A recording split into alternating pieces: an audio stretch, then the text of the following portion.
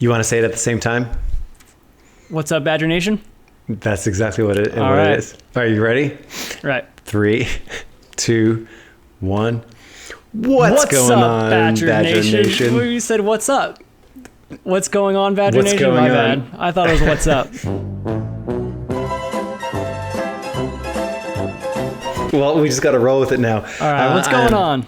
Yes, very special episode of the PPC Den podcast, your source for all things Amazon advertising, tips, tricks, and strategies to make your life easier and make your campaigns sing a little brighter. Today, I'm super stoked to have my dear friend of the show, friend of the company, Mr. Steven Noch. Steven, welcome back to the show. How are you doing? Thanks, Michael. I am stoked to be here. It's good to be catching up with you a little bit, hearing how things are going. And yeah, it's been some time, so I'm really excited about today's topic and excited just to be back on the show. Yes, very special episode talking about reading the tea leaves of your Amazon PPC metrics, understanding them, being able to really understand the story of what your numbers are telling you. And Steven, I got to say, look at this plant, this forest behind you that you really have still growing. If anyone wants to go back and look up old episodes of the show, that was just a little sapling so long ago, and it's grown to, what's it like being a hashtag plant daddy? Well, this little guy, I forget what I named him. I think I named him Gerald. He's a trooper. I do not water him that much, and he's surviving. For anyone just listening to the podcast without the visuals, he's a full-leaved fiddle leaf fig. And I think back a while ago when I first started getting into plants, I had this one palm plant that was, every week just slowly wilting every podcast episode. Just like getting weaker and weaker till he eventually died. But Gerald hung in there. Beautiful story. What a story of hope for anyone out there having a down day. You just got to believe. Well, it probably gets that beautiful ocean mist in California over there, which people probably listening are like, that would kill the plant because it's salty. I don't know. Yeah. So it's great to have you back on the show. Let's get into our topic today, which is reading the tea leaves of your Amazon PPC metrics. And a lot of times whenever I start planning one of these episodes, I always ask people, like, what are you super excited to talk about? And this topic, like, after hearing you explain it, I'm pretty stoked to talk about this one. So tell me a little bit about your inspiration for this episode today. Yeah, so I've been doing some consulting for just different Amazon sellers, but also a couple Amazon PPC agencies helping out train up some of their PPC managers. And one of the simplest things that I think for client satisfaction, if you're a PPC manager and you are facing a lot of clients, in order to really boost that customer satisfaction and get them pleased with the results, telling them click-through rate is up 10% or down 10% doesn't really give them a lot of significance or meaning or really any kind of application of what to do with that. And so being able to tell a story with the data in a way that makes sense to the client, I've just found is usually a way to really boost customer satisfaction. You can see that your ACOS just goes through the roof, but if you can explain to the client why that is, they won't be upset with you and they won't blame you for bad performance if you can explain through the data we were going after this keyword or so I don't want to get ahead of myself, but I just was kind of noticing that a lot of either Amazon sellers or even PPC managers don't always know how to draw out significance or insights from the data, just the cold hard data and ratios and percentages that they see. And so I just thought this was a good topic that I've been thinking a lot about, and glad to talk more about it. It's such a vital skill to be able to extrapolate and interpret numbers. And it really is like interpreting tea leaves, looking at something that is very geometric and being able to see it and tell a story from it is very similar to Amazon advertising because, I meet so many different people doing Amazon advertising, whether they have a really analytical background or they don't, or they're just getting into it, or they've been doing it for a long time. And there's definitely a divide between people that look at these metrics, click-through rate, conversion rate, CPC, ACOS, look at these metrics and it ends there, or it goes from like, that's a CTR, and then it almost like whether or not it's good or bad, or like what the issue is, like almost is like generated from within, as opposed to like knowing where to look and how to interpret it. So I've definitely seen like huge valleys where a lot of times you might feel overwhelmed by looking at all these metrics. So being able to like calmly and coolly look at these metrics, it really can help you out in your confidence with like advertising on Amazon, as well as actually being able to take action. So like that feedback loop of like looking at data, taking action, it's so important. So we have a couple metrics here. What are the metrics we're going to be digging into today? Yeah, so they're all going to be ratio metrics, so nothing just about spend or sales or any hard things like that, but they're all ratios. So it's click-through rates, conversion rates, cost per click, and then your ad cost of sales, your ACOS. Awesome. So without further ado, like let's start with click-through rate and walk me through like how you think about click-through rate, and like maybe how a lot of people think about click-through rate, maybe in a way that could be elevated. Sure. So, and I should preface with all of these metrics, one of the questions a lot of people are always asking themselves, is this good or bad? A lot of times comparing usually just, they want to see growth. They want to see, everything go up or whatever, year over year. And, I think one of the most useful tools is, some of the content that you guys put out, Michael, you do a good job of regularly updating kind of the PPC stats for Amazon, kind of what's the average click-through rate as you're seeing across, the Ad Badger database. And all that stuff is extremely useful and insightful for drawing benchmarks, letting you know how you line up. But, let's just say, what's the latest? The average click-through rate, I think, back when I last saw it was like 0.3 something percent. Mm-hmm. That's right. That's like on a whole, everything. Yeah, everything 0.3%. So you're looking at your account and, let's just say you're an Amazon seller and you see you have a 0.2% click-through rate.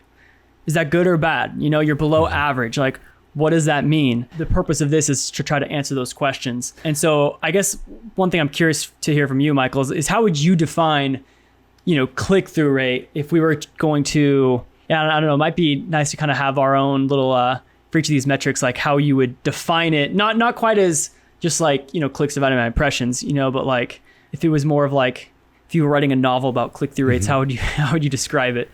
If I was writing a novel about click-through rate, what would the book be called?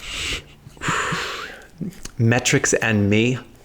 And it would be like probably maybe a children's book. No, I feel like click-through rate, if I were to personify click-through rate, it would be kind of a Napoleon type character, like somebody who's like not as important as like ACOS, but like wants to be, like wishes they were a little bit, or maybe like a hall monitor. A hall monitor? Because they're kind of, they're like, or even a bouncer. This is a rapidly evolving a character, like a From bouncer. Napoleon to a hall monitor.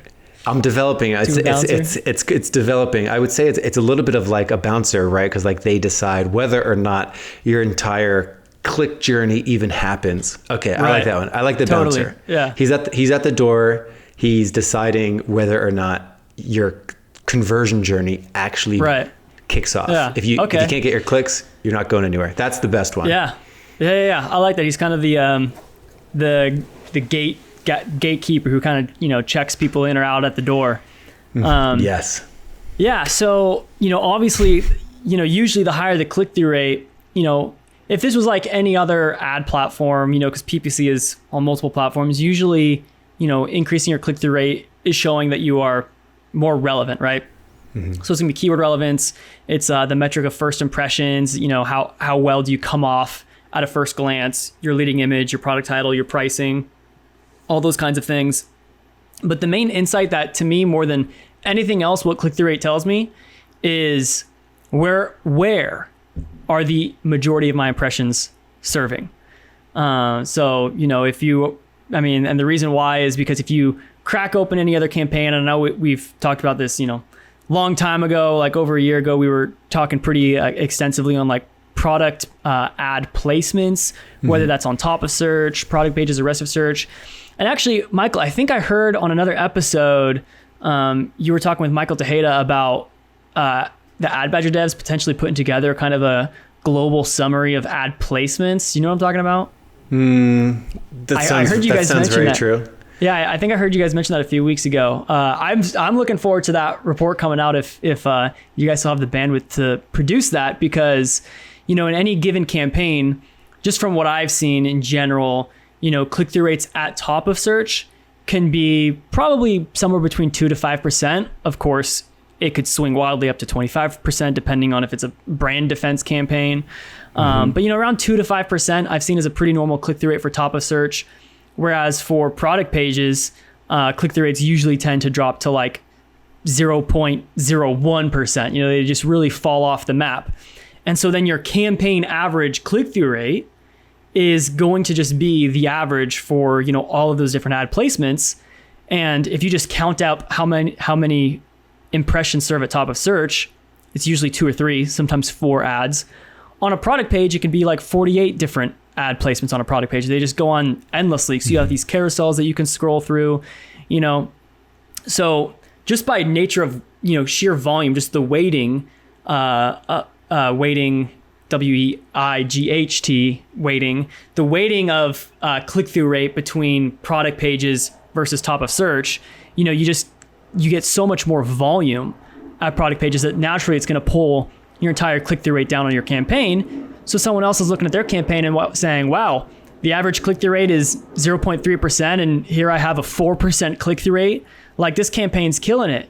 Well, it's probably just that, maybe that you have a very aggressive top of search bid on that campaign. And so or maybe it's a brand defense campaign, so you're naturally getting a lot more volume up there. So to me, click-through rate for a campaign more tells me about where the ads are displaying. If it's a higher click-through rate, you're probably getting more top of search clicks. Impressions, getting more top of search impressions versus other placements. Sorry, I was just rambling there, but yeah, what do you think about that? Like, defining click-through rate more as a indicator of where ads are displaying over first impressions. Right. Yeah, I'm thinking a lot of like, this concept of like, your click-through rate is white light, and when you put white light through a prism, you see all the colors of the rainbow. So like, sure, your click-through rate is going to be a number, 0.3, and the true power of that is being able to say like, why is it 0.3? And it's like, you can unwind that, you can put that light through that prism and then begin to see, my top of search is A, my product pages are B, and my rest of search is C.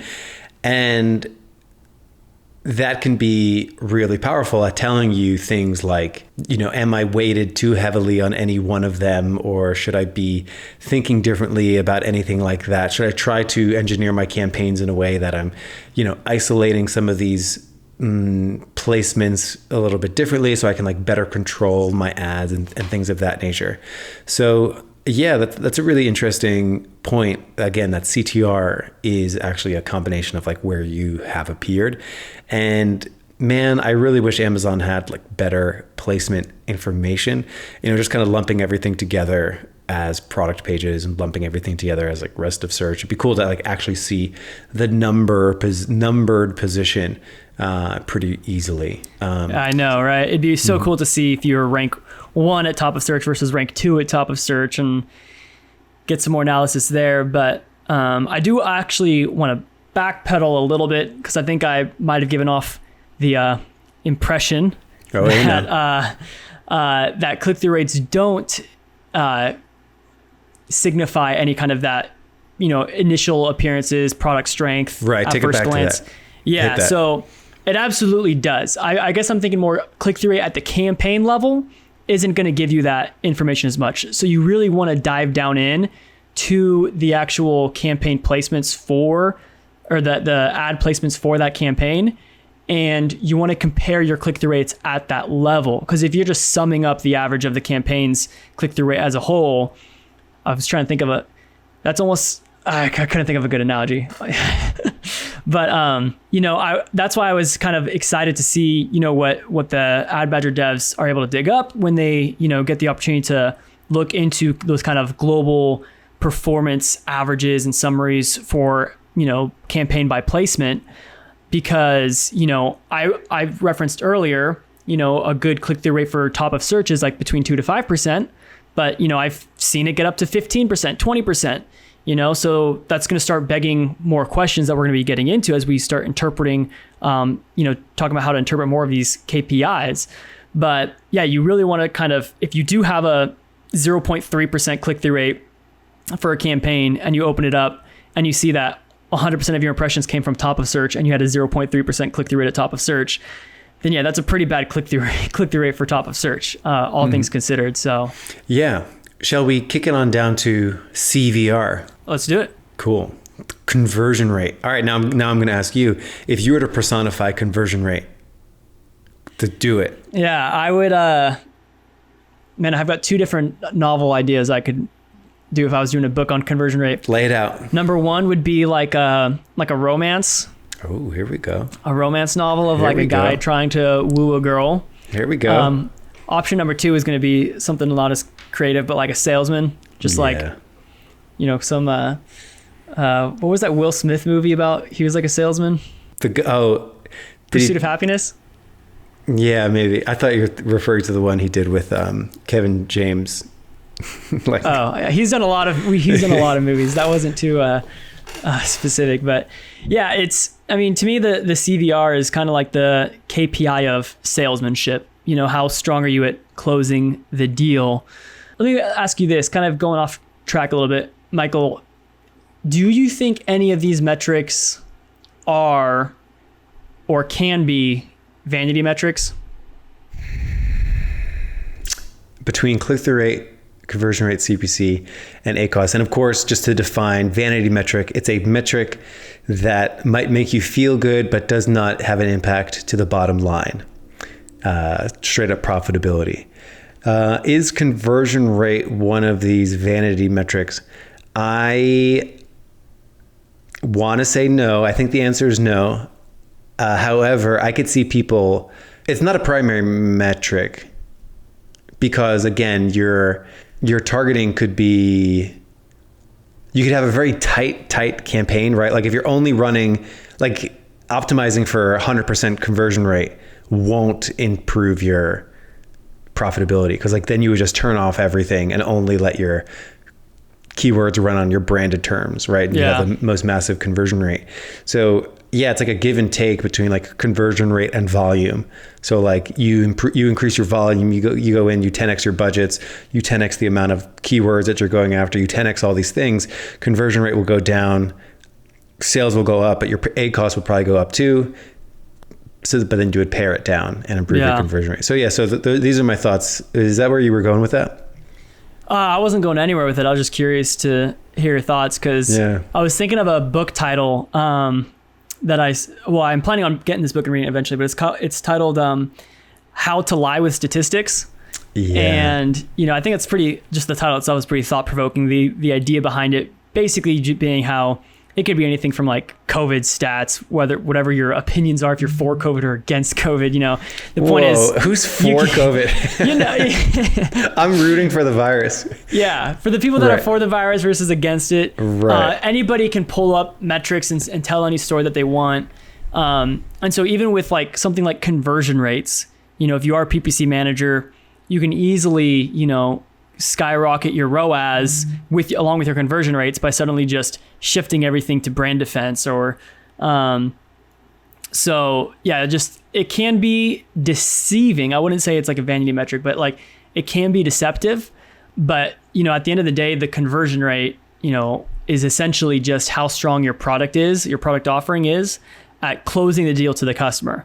And really for any of these metrics, I think it'd probably be best just for the smoothness of the conversation and kind of to consolidate information, to assume everything is only going after relevant non-brand keywords. Because, of course, if we start talking about leaning really heavily into brand or going into conquesting or going after super top of funnel stuff, the story on all these things changes.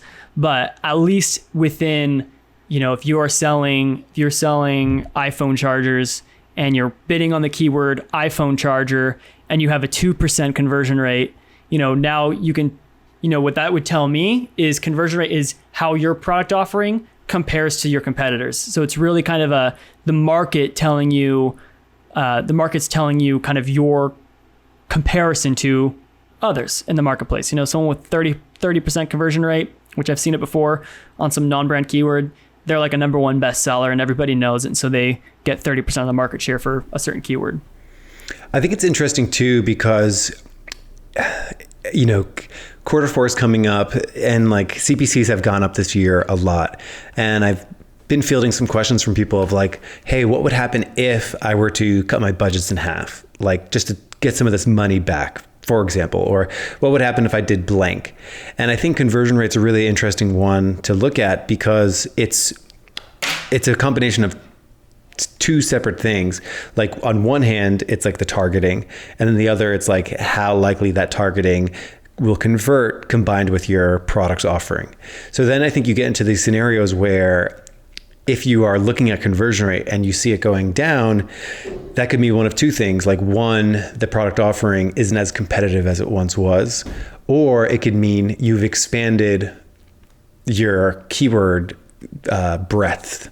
You're going after a whole bunch of more keywords. You've expanded out past the cool waters of branded traffic, and now you're in like the deep water of single word generic terms for your industry, right? So you're like expanding the depth at which you're targeting keywords, or your product maybe is becoming a little less competitive compared to competitors. So like when you combine both of these things, conversion rate, it's like difficult to know just by looking at conversion rate, what's the story? So like that's where knowing the story of your campaign is so vital. Like, did you just add 500, new keywords?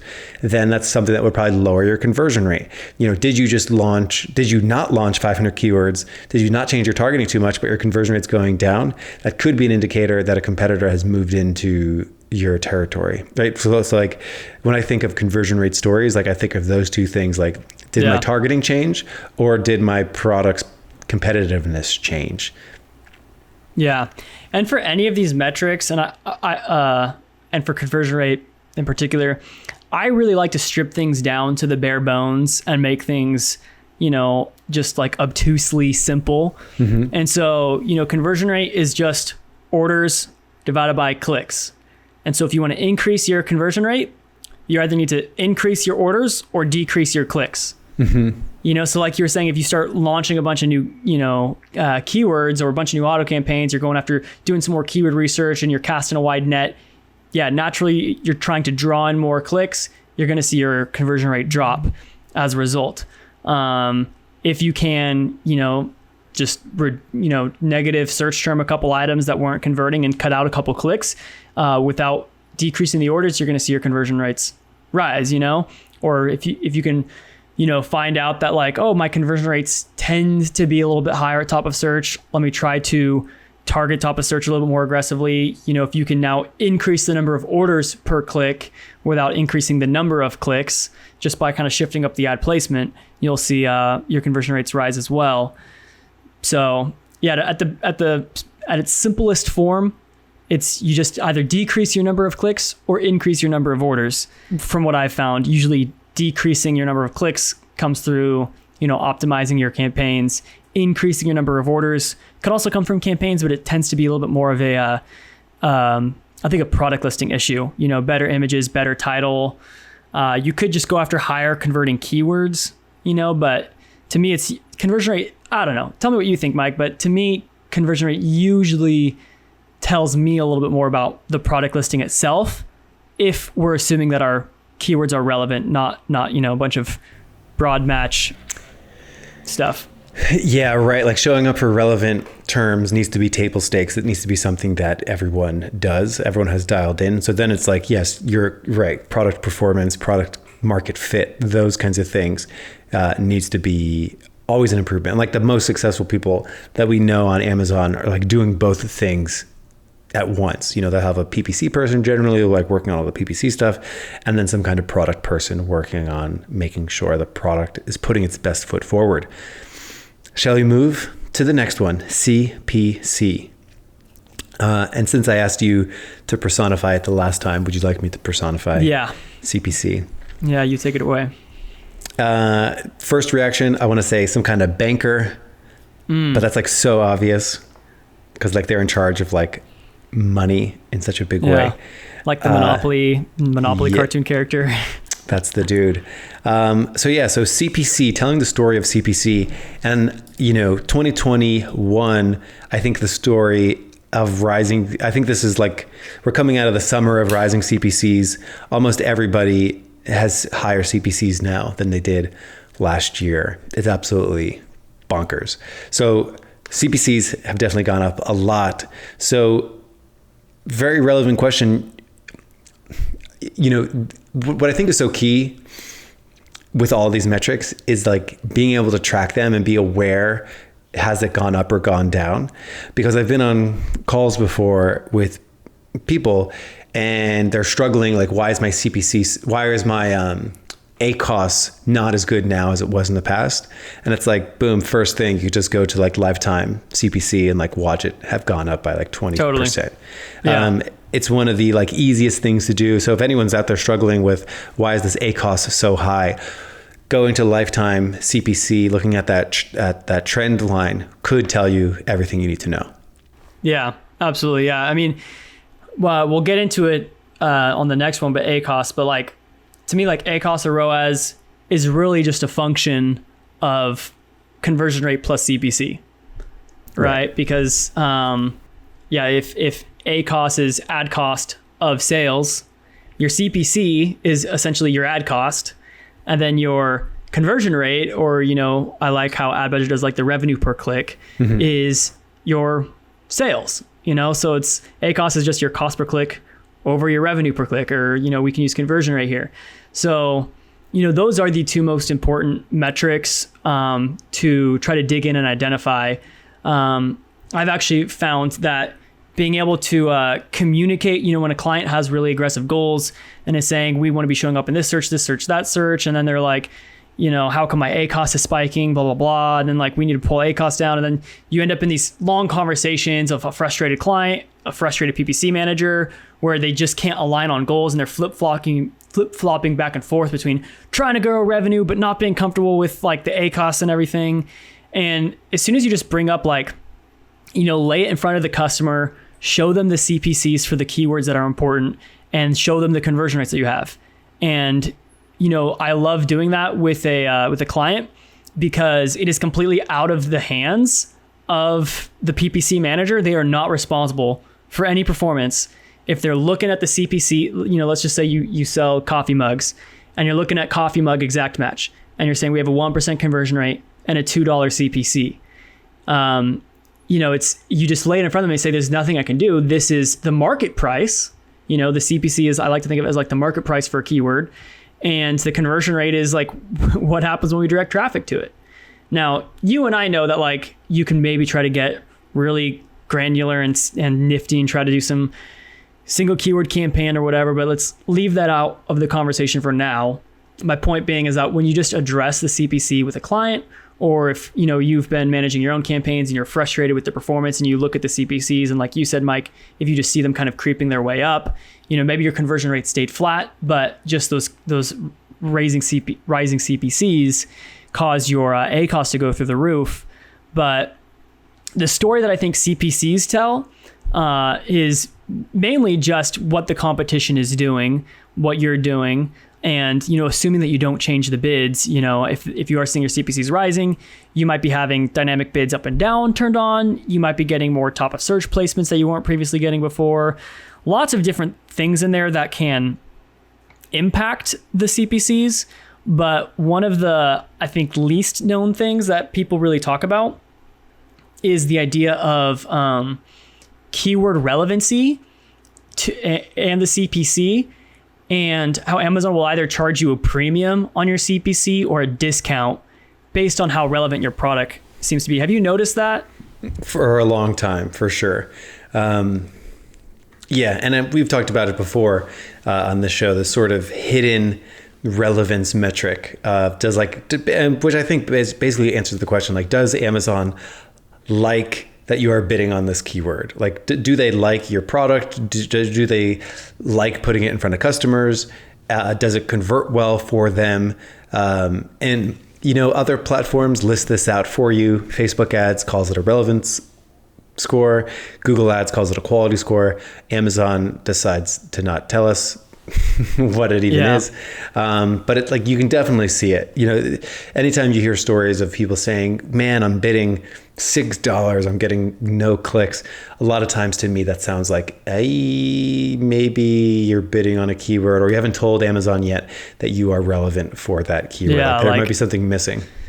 Yeah. Is that keyword in your product title? I think the simplest way to kind of demonstrate this is, you'll always notice that bidding on your brand is cheap and bidding on a competitor's brand is expensive. Right. Amazon doesn't necessarily know that this keyword is a branded keyword and this is your brand.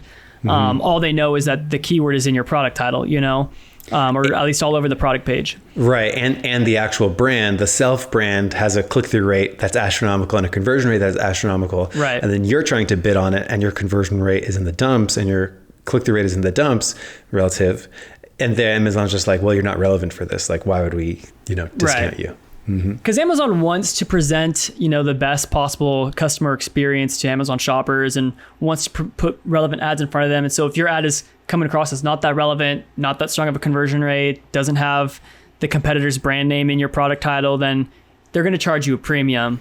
And I think the same kind of goes even for generic keywords if you just don't have the history there. So sometimes I do think of, bidding on those non-brand keywords with really high CPCs as an investment, that over time you'll see those CPCs kind of come down as you start kind of earning some favor from Jeff Bezos. But it's not usually a significant amount. Your CPCs might drop from $2 to $1.80 or something like that. But one other thing I did notice, Mike, when working on a campaign was, we had a 12-pack product and a 24-pack product. And, the client, because the CPCs for top of search were so expensive, the client wanted to, aggressively promote the 24-pack since it had a higher price point, thinking that would be better. I ultimately thought it was a bad idea. We wanted to test it. It did end up being a bad idea. But one of the reasons why that was a bad idea was, number one, not as high of a click-through rate because of the higher price point. Yeah. But the second thing is that the CPCs were actually different. The CPCs for the cheaper product, and I've since noticed this in other areas, but if you have two of the exact same product, one is just like an upgrade or an upsell. If you rotate those in your ad group, you put one in and then put the other one out, if you're like creating a new ad group, you'll notice the CPCs actually fluctuate. Amazon tends to kind of charge a little bit of a premium on higher price point items because I think they're assuming that you have a better margin there and so you can afford it. But the 12-pack product, the average AOV for the 12-pack product campaign was actually closer to like the 24-pack price point. So let's just say one was $12, one was $24. The Gesundheit. Mike muted himself, but he sneezed and I blessed him anyways. Thank you. Let's just assume the 12-pack is $12, the 24-pack is $24. The average AOV, I said average twice, but the average AOV for the 12-pack campaign was about $20 because a lot of people were upgrading to the 24-pack to get the bang for buck. But the 12-pack with the cheaper price point was a much better introductory kind of click-through rate thing. Amazon gave it lower CPCs because it was a lower price point item, and maybe because it was doing well, it also got a little bit of a discount on top of that. But we still got closer to the average order value of the 24-pack. So are you making a case for single product campaigns, even with variations? I mean, single product ad groups all the way. I will die on that hill. Yeah. Single product campaigns, I don't know. Depends. Maybe overkill. Yeah, I mean, this particular client had a smaller selection of, just 10 products in a hyper competitive niche. So we were doing single product campaigns for that one. Yeah. Awesome. Okay. Yeah. So anything else to say about CPC as we move on to ACOS? No, I don't think so. I mean, I'm curious I feel like we're leaving something out. I'm sure there's some questions out there, but yeah, it's similar to like all of these metrics when you're trying to determine the story of them, like why are they what they are. It always helps to go through and try to analyze it by different dimensions. So like what placements is the CPC being what it is, and which kind of targeting types. So like, branded, non-branded, so on and so forth. It always helps to tell a story that way. And as we move to many people's, I want to say king metric, but I also want to say the villain metric, because a lot of people loathe this metric, ACOS, also known as ROAS. ROAS, ACOS. So let's see, if I was gonna write a novel on this, I would probably want it. I almost think of like a dragon, like a dragon from The Hobbit. Maybe a little Smaug action. Yeah, because it's like, it's powerful. It could be your friend, but it could also be your foe. So ACOS, I mean, how many of all the conversations happening right now live on some call talking about ACOS, this is it. Like, this is the ultimate, if there's any metric, this is the metric to write a novel on, because there's so much to be said about ACOS, and there's so many stories that are told about ACOS. And like, really the whole point of this episode is like trying to look at the pieces to help you tell the right story when you're looking at these metrics. So you open up an account, we're recording this at the end of September, a couple days, it'll be October. You're looking at September's ACOS. Whatever it is 20%, 30%, 40, so on and so forth. Doesn't matter. How do you begin piecing together your interpretation of ACOS? Yeah, I just take one look at it and say that's either good or bad. Right. That's it. No, kind of going back to what I started alluding to, ACOS is really just a function of conversion rates and CPCs, or, better yet, to strip it down to the bare bones, ACOS is just spend over sales. That's all it is. So if you want to lower your ACOS, you either have to decrease your spend or increase your sales. Decreasing your spend, number of ways you could do that. Negative keywords, decreasing bids, I found to kind of be the fastest, most efficient way. Or increase your sales, either increasing the conversion rates or trying to increase your revenue per click with higher price point items. You should always be using, for any brand defense campaign, a quick win if you have an big account with some solid brand recognition, and ACOS is kind of struggling. It's a really competitive niche. Turn your brand defense campaign into purely focusing on advertising your highest AOV products, because you only want to kind of defend those top of search placements from competitors anyways. You're not really trying to close a deal, because it's not that important. You're likely going to get an organic sale one way or another. You're just trying to keep competitors off from detracting customers. So you might as well just throw your most expensive products up there, introduce them. And, I've been surprised at how quickly the, average order value just jumps up, by a couple dollars for the whole account when we just kind of shift to that strategy over, and, pulls up the brand defense ROAS campaign significantly and gives a nice lift, kind of supporting lift to the account as a whole. So, those kind of quick little wins to either decrease spend or increase your sales, your average order value, your conversion rates. Yeah, that's the simplest form. Yeah, that's an episode right there, how to optimize your brand defense campaigns. Yeah. That's really cool. So we'll record that episode right after this one. Yeah. So in terms of the stories of ACOS, I always like to look at where the ACOS has changed the most. Like, you look at it, the ACOS has gone up at an account wide level. I think it's so valuable to be able to like parse that down, like find the individual places where it went up.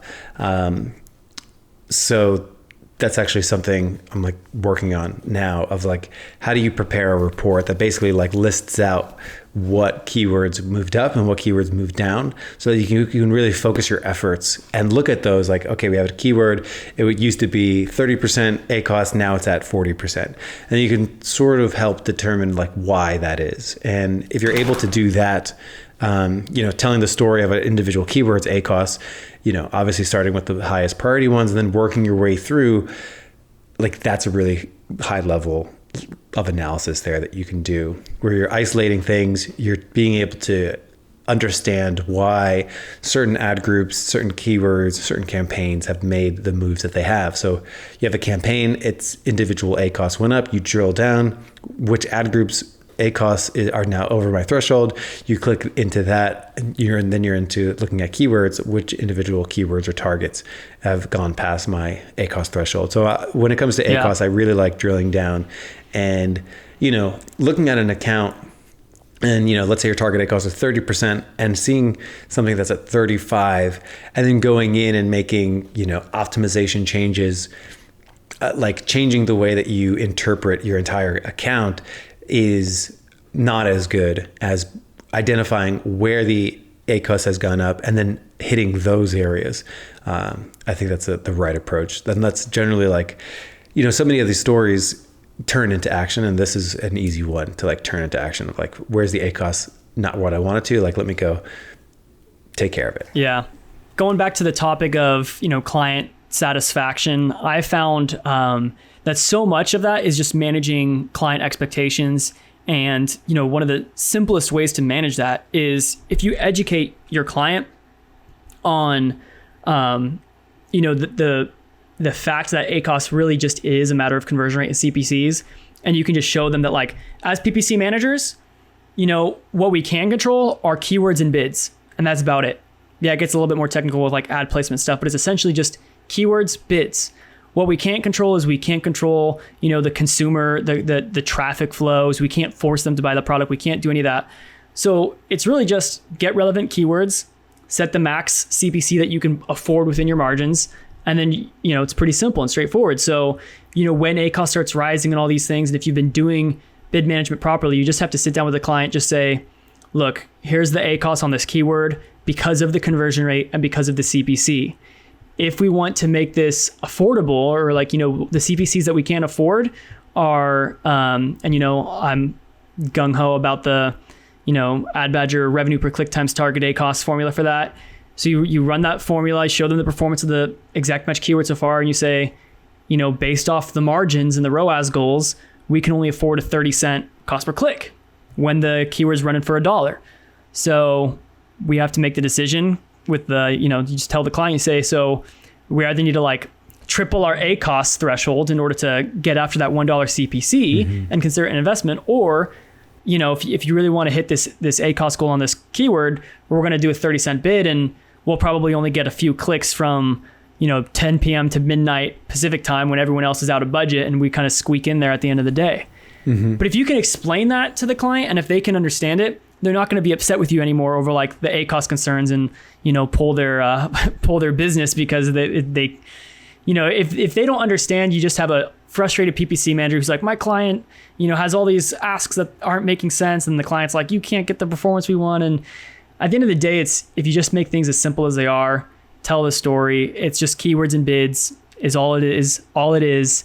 And the CTR, CVR, CPC, ACOS are all just kind of letting you know how your ads compare relatively. They're all just relative metrics. Sorry, I think I went off topic there a little bit, but no, it makes total sense, especially the question that gets asked, my ACOS is high for this keyword. Okay, well, we can only afford a 30-cent bid. And then the next question is, well, what happened? Well, is that bid too low? Will I still get clicks? You'll get way less clicks. Like, there's no lever to pull on to just increase your There's no lever that a PPC manager can pull on to fix your ACOS other than editing the bid. And of course, I'm simplifying a lot of stuff here, like campaign structure and, all the stuff, campaign placements, they all matter. But like all of that is the same thing. All of that ultimately leads to like, this is the maximum amount that we could pay based off how much revenue this keyword gives us per click.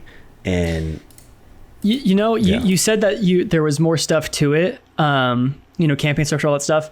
I would argue that like it's not, like it really is just keywords and bids. Campaign structure and all that is just giving you greater control over keywords and better bids, segmentation. Right? Mm-hmm. Yeah, better segmentation. But at the end of the day, it's just keywords and bids. All roads lead there. Yeah.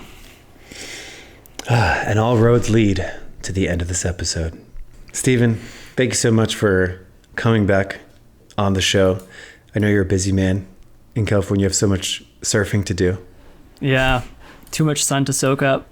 There's all the sun to soak up, all those palm trees to sit under and think about. If we were to personify conversion rate, who would it be?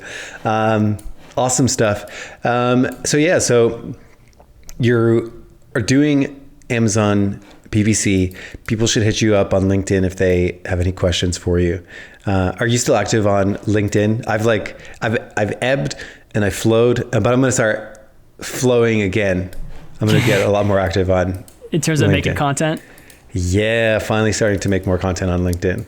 Yeah, I've been thinking about it. I've been trying to think of a good post, but the worst part about it is like I see people who like haven't ebbed and they just like have continued to like post on social, and it's like, oh wow, like that's just the constant right. Flow. You got to keep it constant, just like this podcast.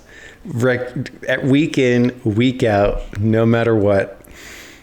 I don't know, but maybe it makes your comments seem so much more like sage if if you only post once a year. It's like, wow, Michael's insight for the year. My God. My yearly post. How about that? I could have sworn there was like a social network at one point in time that wanted to like limit how much you can post. Like you can only post once a week, and like that thing was supposed to be like the most epic. That's actually kind of cool. Yeah. You'd start that as a side gig. All right, I'll take it up. Well, thank you so much, Steven. Super appreciate you. Tune in next week where we have more Amazon PPC adventures for you. Have a good one.